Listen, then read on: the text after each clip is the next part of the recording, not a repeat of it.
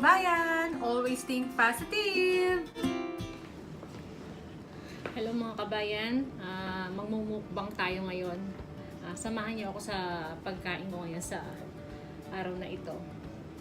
Ito yung mga kakainin ko. Ito yung natira ko nung niluto ko yung garlic buttered prawn. Tapos, naalala ko, meron pa pala akong tirang lumpiang Shanghai sa freezer. So, ayan, nagluto ako ng ilang piraso. Kasi gusto rin ng panganay ko to eh. Kumakain na rin siya, kumuha lang siya ng ilang piraso nito. So, ngayon, ako lang mag-isang kumain dito kasi hindi naman sasabay sa akin yun eh.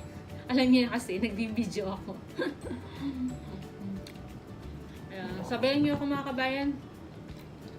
Para may kasabay akong kumain. Isang lang banana ketchup. Buti na lang kamo yung mga product natin na galing Pilipinas, may nabibili pa rin dito. Ano? Ayun na kabayan, no?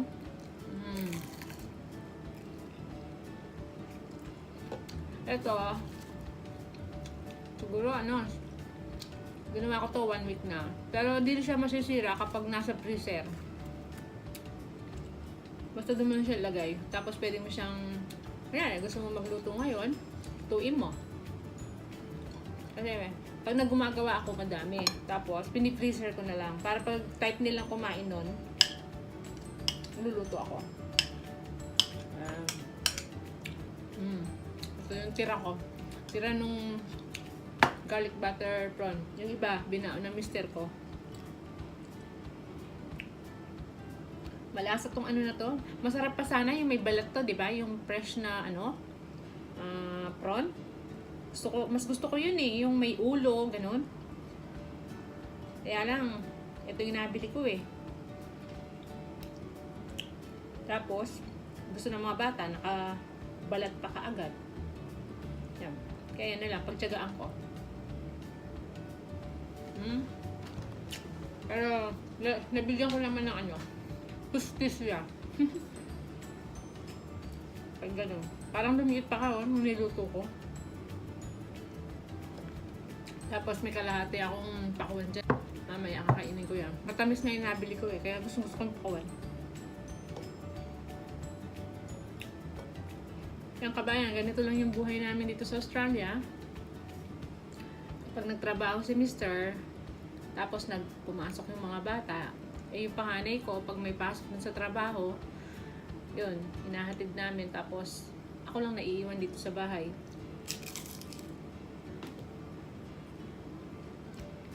Kaya, lahat ng pwede kong gawin, tatapusin ko na. Tapos, ang gagawin ko lang minsan, nanonood ako ng mga YouTube.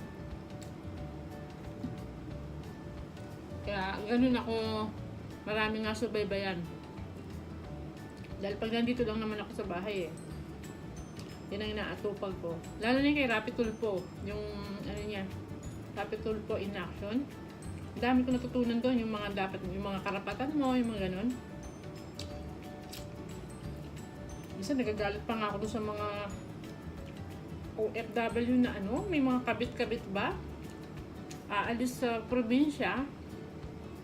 Tapos pagdating sa abroad, magkakaroon na siya ng kakaroon ng ibang boyfriend, may asawa. Ano ba yun? Kunyari, magpapaalam sa mister. Halos parang gumagawa. Babae ata ngayon mga napapanood ko dun eh.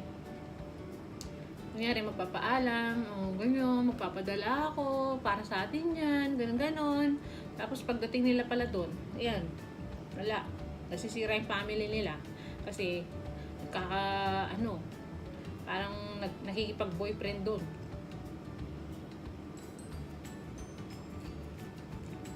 Meron ako napanood eh. Mga lumalapit kay Rapi. Nakakaawa naman. Ilan yung mga anak nila. Tapos, yung misis, may ibang lalaki. Minsan nga, binibiro ko yung asawa ko eh. Ginagawa kong sample yung napapanood ko kay Rapi. Sabi ko, paano kaya kung hindi mo kami kinuha, sabi ko sa kanya. Tapos ikaw lang nagtatrabaho dito sa Australia. Ganun ka rin kaya? Sabi kong ganun. Baka magbabae siya, ganun. Nako, galit na galit sa akin. Sabi, ang sagot ba naman sa akin? Sa akin pa lang daw, sa amin pa lang. Kulang na daw yung oras niya tsaka yung kinikita niya. Tapos magbababae para daw ba siya?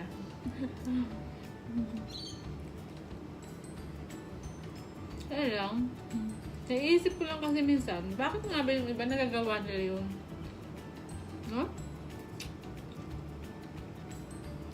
Yung iba, ang daming anak. Tapos maliliit pa. Nakakaawa naman. Meron nga akong iniyakan din eh. Yung sa hapon. Ako, naawa ko. Pero ngayon okay na yung hapon. Ano na siya, may trabaho na siya. Tapos nalulungan pa ni Rapi. Kaya gusto ko rin manood ng ano, yung kay Rapi Tulpo. Ang dami mo nalalaman. Sabayan tayo, kain tayo. Sabayan niyo ako, sa mga di ba kumakain yun, kain na kayo. Kaya mukbang muna tayo ngayon. Nagaganahan ako sa pagkain, yung may kausap. Yung sa mga, pag wala akong kasamang kumain, ginagawa ko, bubuksan ko yung YouTube. Hanapin ko yung pinapanood kong puro mukbang. Kasabayan ko yun, o yun, di ba? Ayun. Gaganahan ako ng kumain, no? Kasi puro pagkain nakikita ko eh, napapanood ko ya. Kasabayan ko siya. Ngayon, kayo naman sumabay sa akin.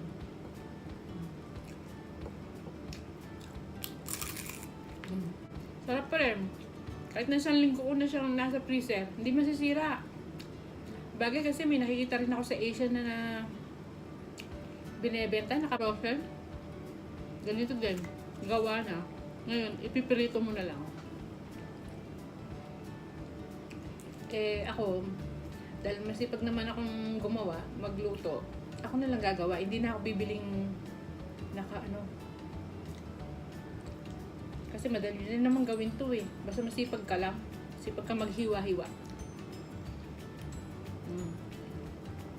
Tsaka yung gulay dito mura. Mura, tsaka yung mga prutas, yan. Kaya madaling bumiling dito gulay kasi mura lang, tsaka dito malapit lang naman yung bilihan namin eh. Minsan, pag umaga, pag sinipag ako maglakad, maglalakad ako. Dito kabayan sa Australia, kapag ganitong starting ng November, December, January, February, summer, sobrang init. Buti na lang ngayon, no? Kaninang umaga medyo makalimlim. Tapos ngayon, may araw naman pero hindi ganun kainit. Yung isang araw, Diyos ko, parang masusunog ka. Kaya dito, nagkakaano dito eh. Bushfire, sabi nila. Nasusunog yung mga yung sa gubat.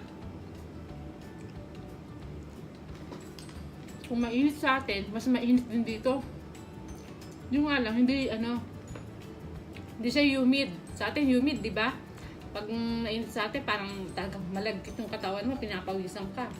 Nung umuwi nga kami, ganun yung gusto mo lagi ka maligo. Dito naman, hindi ka papawisan. Kumbaga, random na random mo lang yung sobrang init. Yun.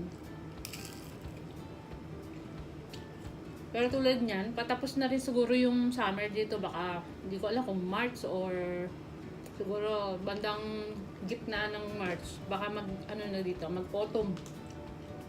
Medyo mahangin-hangin na yun. Hindi na ganun kainit. After ng autumn, mag-winter na naman. Yun na naman. Tapos minsan, alas 4 pa lang ata o 5 o'clock ng hapon. Madilim na rito pag winter. Ngayon naman, hanggang 7:30 ng gabi, may araw pa. Diba, nakita niyo yun sa nung nag-deliver ako, nung pinakita ko sa inyo. Alas 7 na eh, taas pa ng araw. Gabi na yun pero sa atin, gabi na madilim na. Parang minsan gusto ko rin kumain ng tuyo. Kaya lang, pag nagluto kasi ako dito, amoy na amoy yan. Ginagawa ko, hiniinaan ko yung kalan. Tapos, Kapag pinirito ko yung tuyo, tatakpan ko kagad. Para yung amoy ba, hindi masyadong lumabas. Kasi nga nahihiya din ako magluto ng tuyo dito dahil nga yung iba, baka ayaw makaamoy nun. Lalo na yung iba puti.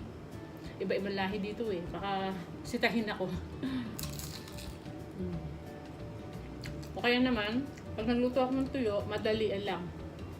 Tapos, bubukas ako ng kandila, mag-i-spray ako. Alam nyo naman yung tuyo, di ba? Masarap ang amoy. Ginanahan akong kumain dahil kausap ko kayo. Kahit ako mag-isa.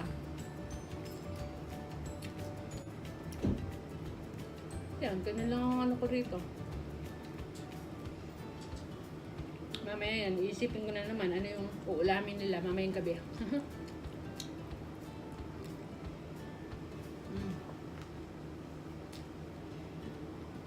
Kaya ngayon, mukbang muna tayo.